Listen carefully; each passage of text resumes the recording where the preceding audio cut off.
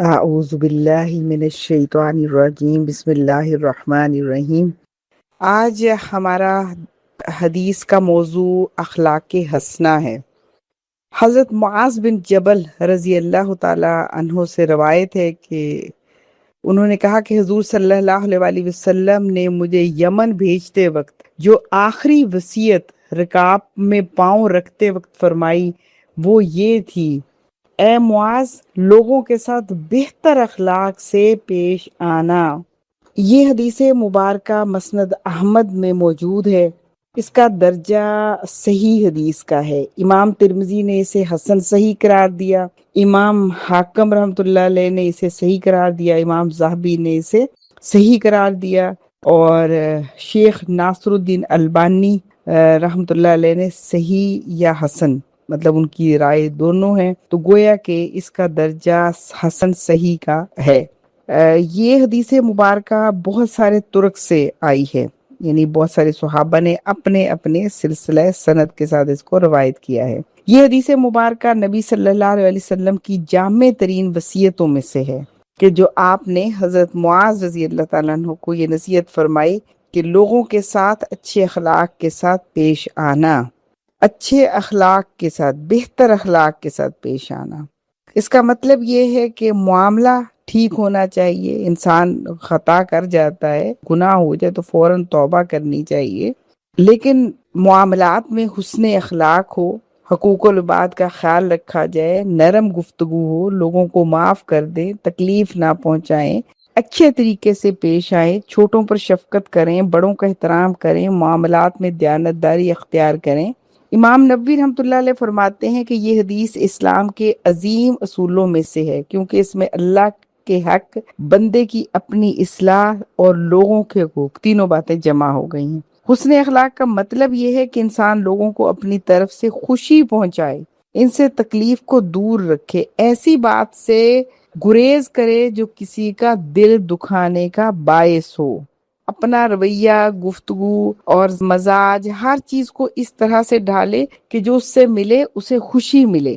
تو دراصل یہ نصیحت ہر داعی اللہ، معلم، قائد اور مسلمانوں کے لیے رہنمائی کرنے والے، دین کی دعوت کو لے کر اٹھنے والے، دین کا پیغام پہنچانے والوں کے لیے بہت ہی ضروری نصیحت ہے کہ ان کے اخلاق اچھے ہونے چاہیے۔ ایک اسی مفہوم کی حدیث صحیح بخاری اور صحیح مسلم میں موجود ہے کہ حضور صلی اللہ علیہ وسلم نے فرمایا، تم میں سب سے بہتر وہ ہے جس کے اخلاق سب سے بہتر ہوں۔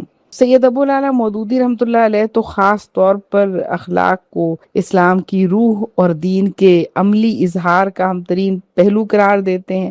مولانا کے نزدیک عبادات، عقائد اور معاملات کا حقیقی مقصد انسان کے اندر پاکیزہ اخلاق پیدا کرنا ہے۔ مولانا نے تو یہاں تک لکھا کہ اسلام جن اخلاقی فضائل کو انسان میں پیدا کرنا چاہتا ہے ان کی جڑ یہ ہے کہ انسان اپنے آپ کو خدا کے سامنے جواب دہ سمجھے اور اپنی پوری زندگی کو اس کی رضا کے مطابق ڈھالنے کی کوشش کر لے۔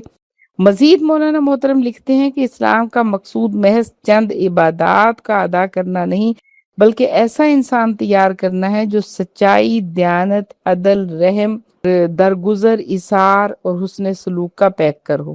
مولانا مودودی رحمۃ اللہ علیہ کے نزدیک اخلاق کی اہمیت اس قدر ہے کہ انہوں نے بتایا کہ اچھا اخلاق ایمان کی پختگی کی علامت ہے، اور مزید فرمایا کہ بد اخلاقی ایمان کے اثرات کو کمزور کر دیتی ہے، اور ساتھ یہ بھی کہ جب انسان اللہ کو حاضر ناظر سمجھتا ہے تو اس کے کردار میں پاکیزگی اور پختگی پیدا ہوتی ہے، اور داعی اللہ کے لیے تو کسی طور پہ مناسب نہیں کہ اس کی زبان اور اس کا اخلاق کہیں خراب ہو۔ قرآن میں نبی صلی اللہ علیہ وسلم کی تعریف ان الفاظ میں کی گئی سورہ القلم کی آیت نمبر 4، وَإِنَّكَ لَعَلَىٰ خُلُقٍ عَظِيمٍ، کہ بے شک آپ بلند ترین اخلاق پر فائز ہیں۔ مولانا مودودی رحمۃ اللہ علیہ کے لٹریچر سے ایک اقتباس ہے کہ ایک صالح معاشرہ محض قوانین سے نہیں بنتا بلکہ ایسے بااخلاق انسانوں سے بنتا ہے جو اپنے کردار سے دوسروں کے لیے خیر اور بھلائی کا ذریعہ ہوں۔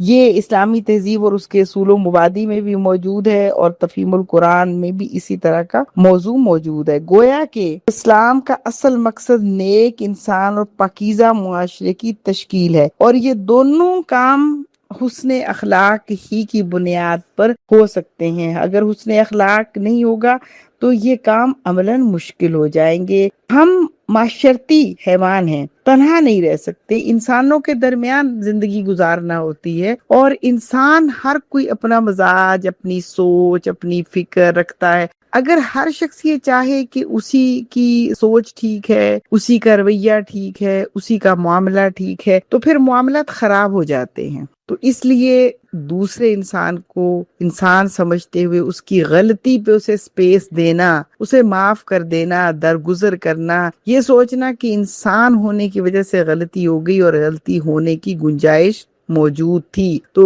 اگر میں غلطی کر سکتی ہوں تو کوئی اور بھی کر سکتا ہے، یہ سپیس بھی دی جائے اور دوسرے کی رائے کا احترام کیا جائے۔ اپنی رائے کو فائق سمجھنا اور دوسرے کی رائے کو کمزور سمجھنا یہ بھی بد اخلاقی ہے۔ اچھا اخلاق یہ ہے کہ معاملات درست ہوں، ملا اچھے طریقے سے جائے، اور دوسرے کی رائے کو اور باقی ساری چیزوں کو صحیح ویٹیج دی جائے۔ اللہ تعالیٰ مجھے اور آپ کو اس کی توفیق دے، آمین۔